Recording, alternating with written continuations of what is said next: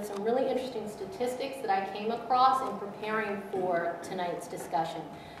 So the statistics show that white males are overrepresented on state appellate benches by a margin of nearly 2 to 1. Almost every other demographic group is underrepresented when compared to their percentages in the population. And there is also evidence that the number of black male judges is actually declining. So that's the one group that is actually on the decline. There are fewer female judges than male judges, even though our nation's law schools graduate more women than men and enroll more women than men every year. And a recent study by the Brennan Center actually found that states with appointed processes, like the state of Maryland, actually do worse in terms of diversity on the bench than states with elected judges. So tonight we're going to talk about what we can do about those figures and whether, in fact, those figures are a cause for concern at all. Do we care about diversity on the bench? And we're going to hear from tonight's panelists with regard to that. The idea of a non-diverse bench absolutely should send shivers down all our spine. It is important that every voice be heard in the community. It is important that judiciaries look like America, and it is important that the perspectives that enrich our lives come to bear on the formulation of law and the delivery of justice. And I could have brought a list of very distinguished American lawyers and judges who have made this point in so many beautiful ways. One that sticks with me is this great quote that I've used many times from Cardozo, who makes the point that we are all, he doesn't use the word bias, but he makes the point that we all have a perspective. We all are the product of our life experiences. And the suggestion that some have made that judges are kind of fungible and kind of like Watson the computer who always gives the right answer, it's just not true. It's not true. Law is the product of an accumulation of experiences and perspectives. It's very important that, like the ABA and other legal organizations have worked for many years to achieve, that we have a diverse bench drawing from every corner of the community and the profession to ensure that we have true justice. And can we reconcile that notion that we need a diverse bench with the notion that justice is blind, that justice is when they don the robes, talk, everything else? I think so. A diverse bench, at least where I sit in Montgomery County, where a significant portion of the population is Asian American, and a large portion of the population is an immigrant population. And not just an immigrant population, but a recently arrived immigrant population. Well, I happen to be an immigrant myself. I came to this country in 1968 and grew up speaking another language.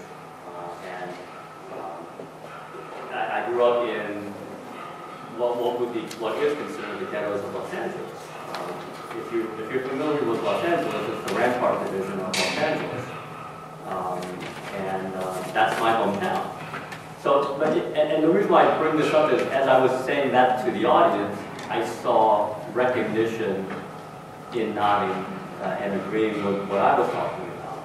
And just by virtue of my being up there speaking to an audience like that. Now, if I bring that to the courtroom where we have recent immigrants who, for whatever reason that they're I may, being from a similar background, being of an immigrant background, of an Asian American background, I can certainly empathize. Does that mean that I change my ruling? Of course not. But it does color how I as a judge view certain issues, and it may also color how I affect how others view those issues behind the bench. Whether it be a family law case that deals with some type of discipline, or whether it be a criminal case where you've got somebody in front of you who really doesn't know why what they did is wrong or against the law, and you have to be able to not lose your mind because the person doesn't get it, but you understand sort of how the law evolved, how this person's culture may what the world Big Bushy lived in. Those are the types of things. So I think the diversity is not just race and gender, but also just life experience. With Justice Marshall in the room, the conversation is different. The conversation is different. The outcome of the case may not be different. And in many instances, it won't be. And in many instances, it shouldn't be, right? But there is a richness that is brought from the diversity of experiences. And what we had in Justice Marshall, a Baltimore boy, you know, he brought something to those discussions that a Catholic from Newark, which is Justice Brennan, a cowgirl from rural Arizona, Justice O'Connor, they can't bring what Justice Marshall can bring. And all of those voices need to be in the room. And I can tell you, you know, after, what, 22 years as a trial judge, a lone ranger, as it were, having now had the great privilege to serve on an appellate court for a year and a half, I can tell you it makes a difference. I can assure you it makes a difference in the room when there are 3 judges. And, for example, there's a woman in there, and it's a sexual harassment case. And Justice Ginsburg has made this similar comments. So one's life experiences informs one's performance, won't often change the outcome of a case, but sometimes what's important is not so much changing the outcome of the case, but changing the court's voice and how the case is articulated. I think we sometimes forget that at the circuit court level, or even at the U.S. District Court level, the law changed over the years based on the way it impacted people. And so we have to be able to empathize or understand how a particular law is impacting people in order to be a catalyst to change it if it ever needs to be changed. So, for example, you know, separate but equal was the law. And it was okay with everyone until some judge was able to realize this is impacting this little girl in a way that the appellate court, the Supreme Court, could not have imagined. That can't be what they meant. So to the extent that circuit courts, and someone asked me this before, well, you know, you're bound by the appellate courts. Yes, until someone can show me that it's having an impact on someone in the public that I can understand or understand, you know, what's happening, so that I can say, well, that is what the law is, but it could not possibly apply to this set of facts. And then that's the catalyst for change. And so I think at every level, it's important, and for different reasons at different times. Well, the highlights of how I got to where I am now is public service is really the highlight. Most of my career has been in public service, and then part of it has been in private service, as you might have noticed in my bio.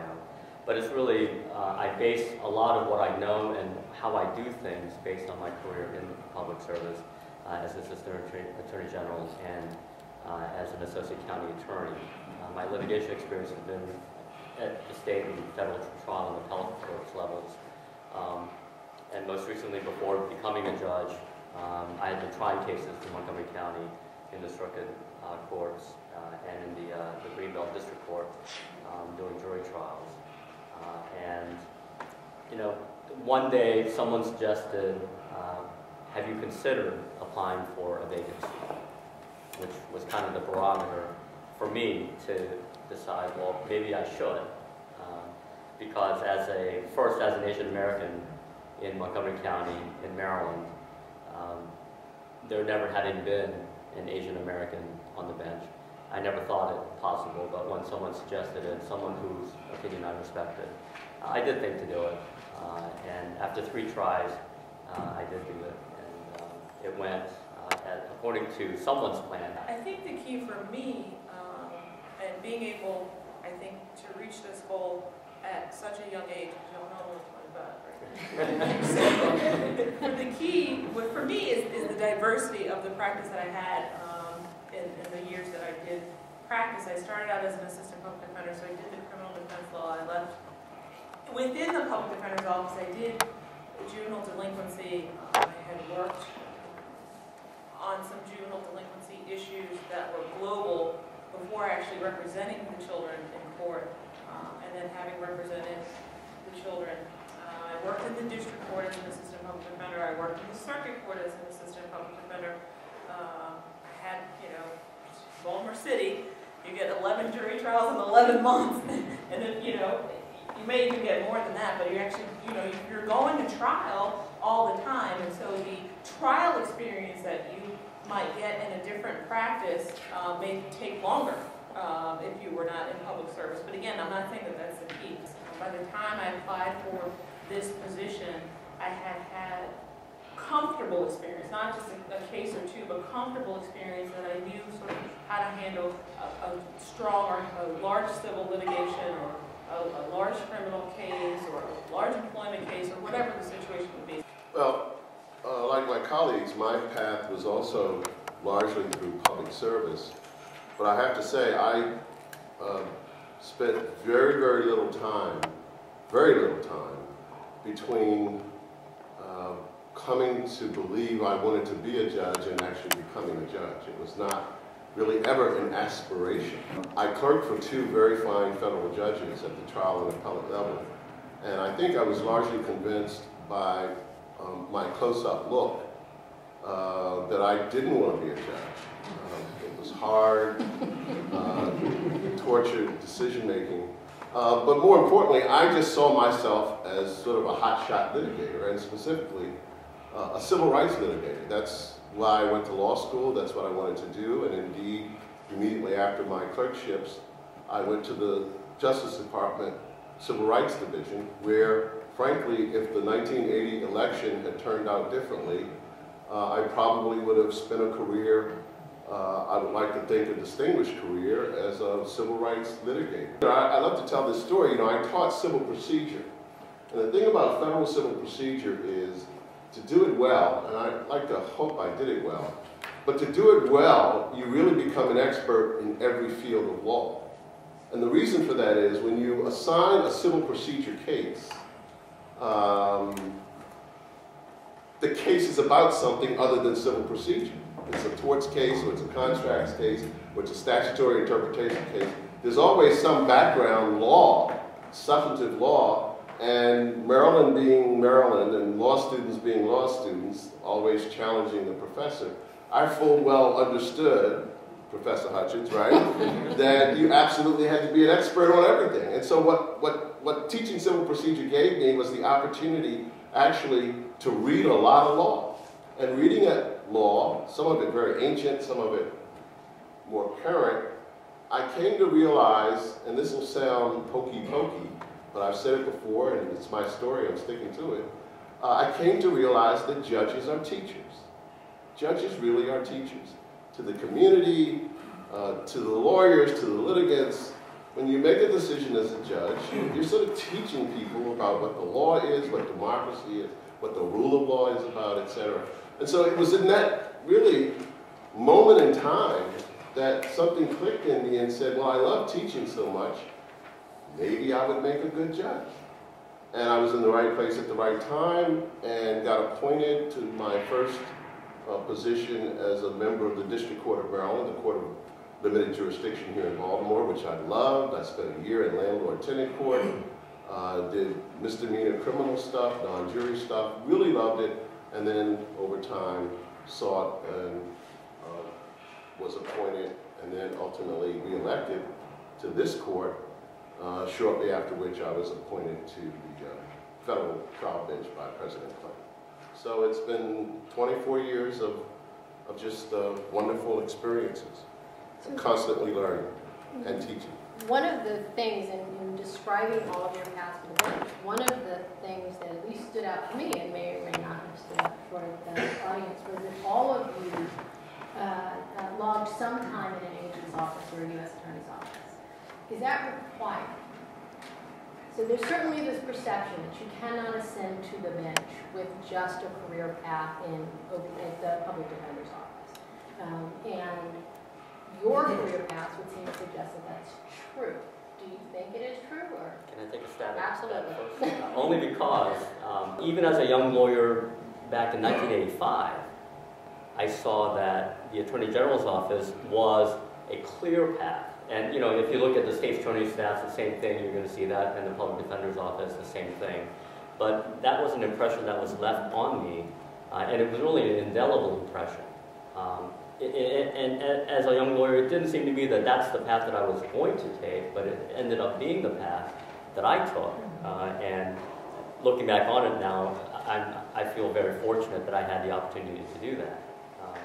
And in fact, the Deputy Attorney General who hired me in the AG's office under Steve Sachs, in fact, became a judge himself.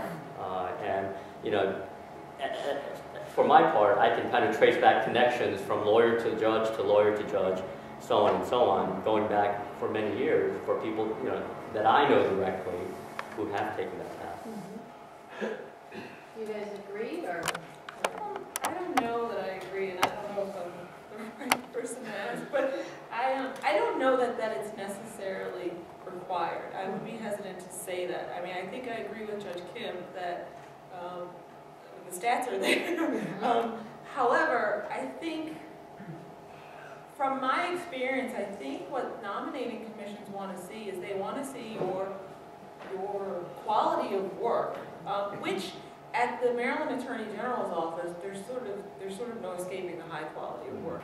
My experience has been nominating commissions, they want to know, one, your quality of work. They also want to know your familiarity with the courtroom. So to the extent that public service gives you a lot of that in a little bit of time, sure, public service is helpful, but I'd be hesitant to say that that's the answer. I think Judge Ausby's analysis is really right on the mark. It's certainly not a requirement as such, but there is a dynamic that involves politics, because becoming a judge is a political process. There's no question about it. Obviously, once one becomes a judge, one certainly hopes that politics is entirely out of it for each of us and all of judges. But the process of getting there is a political process, and so people in government agencies, I mean, you mentioned somebody like Steve Sachs, and he's a giant of the Maryland bar. George Nielsen, the city solicitor for Baltimore, is a giant of the Maryland bar. And so these people, through the political process, head these offices and attract really high quality people who in turn attract younger lawyers. And so it's a dynamic that feeds on itself. The same thing is true, by the way, or significantly so, in the federal system. If you look at the federal bench in Baltimore City, and you say, well, who was an assistant U.S. attorney? Or, to say nothing of, the U.S. attorney. And so you see that historically, there are certain paths that you can take that don't assure you of anything, but certainly distinguish you from others who haven't been in those positions. One thing that I thought was striking is, Judge Kim and Judge Ausby, you both said you needed a little nudge to sort of make the application happen and get it in. Judge Davis, I don't know if that was something you needed to, or if you jumped in there on your own, but I was wondering why. One, you don't look like any other judge on the bench. I was the very first Asian American applicant in the state of Maryland, in the history of the state of Maryland. I was the second appointed by a month, Judge Shinny Hong here in Baltimore City, being the first in July of 2002 and then me in August. But until I applied, no one else had applied. In 1994, I think it was. And so I didn't until then, and even then, I didn't think that I was being taken seriously. I did need that nudge because the bar didn't reflect me, and I didn't reflect the bar. I'm proud to say today that Montgomery County is a far different place. That the executive committee does reflect a diverse bar and encourages that diversity. But back then, it did not. Well, not that it didn't encourage it, but it didn't reflect. I was applying for the District Court of Maryland, and there were those who thought that I wouldn't enjoy it, if that's the right word, that I would reasonably quickly, not like the crush of people, a 9:30 traffic docket, and then an 11 o'clock docket, and then a 1 o'clock docket, and they encouraged me to think carefully, but really trying to discourage me. And I thought they were wrong, and they were absolutely wrong. I absolutely loved it, for the reasons that have been alluded to. I mean, there were people there, and it was just real justice, and I just thrived in that environment. My first promotion, we call it that, from the district court to the circuit court, I had to be pushed. And I didn't really want to go on the circuit court. You know, I didn't want to do robberies and rapes and murders. I wanted to do landlord-tenant, you know. So I did the application, and I literally, the day it was before it was due in Annapolis, I dropped it in a mailbox here in Baltimore City, thinking, oh, it'll never get there. It got there. And when the offer came, I had to accept it. The other thing we're going to discuss later is don't wait till the last minute. Unless you don't want them. Unless you don't want them. Okay, so instead of telling them what they should do, like we'll tell them that later, that'll be the second. What should people be doing? So if people know they've got that hankering to go onto the bench and they're thinking about it, are there things that applicants or even prospective applicants can be doing now to prepare themselves for the process when ultimately they decide to jump off the cliff? Well, I can say, at least for Judge Kim and I, the application itself is pretty much the same. So if you're looking for an appointment at the state, the first thing I would say do is get a hold of the application and familiarize yourself with the application because it does take some time to fill out. You do have to tell them all the things that you've done, and you don't want to forget a lot of the things you do because they ask you about your experience within the last 5 years, about some things, or within the last 2 years for something. And if you're taking CLEs here or you have cases, you want to be mindful of that and keep track of all of those things.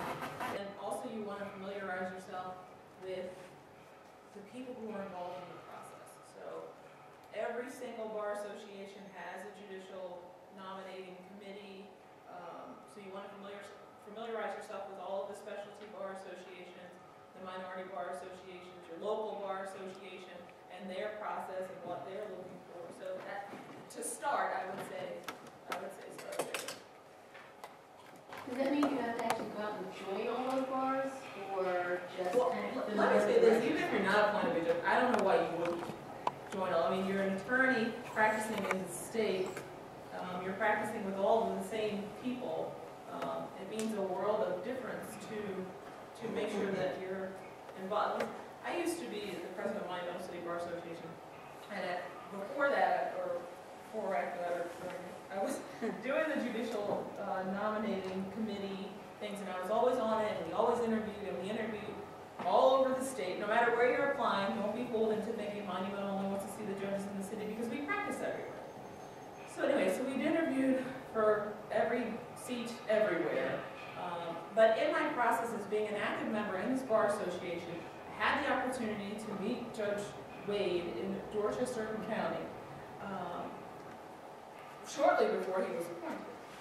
Well, I ended up a case in circuit court for Dorchester County, and if you've never been there, it's very okay, let me tell you. Southern.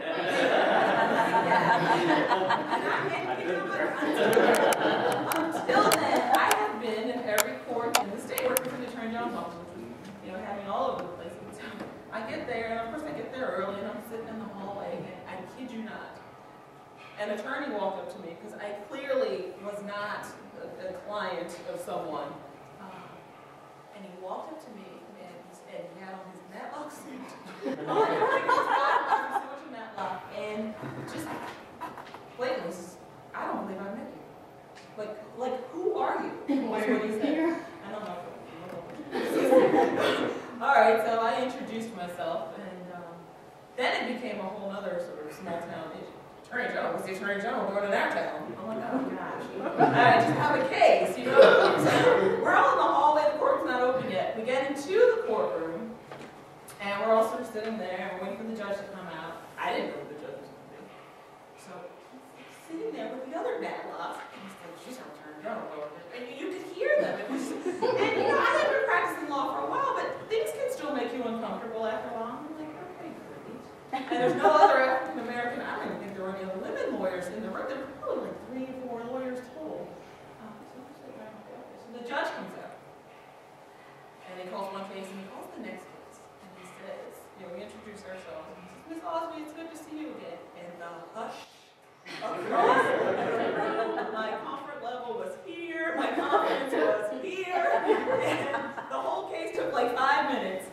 But that was something that came out of me being an active member in a local bar association, and it just, you know, it meant the world. But so I say that to say I don't see any reason why you shouldn't be active members in the local and specialty bar associations anyway. But if you're going to be a judge, you certainly should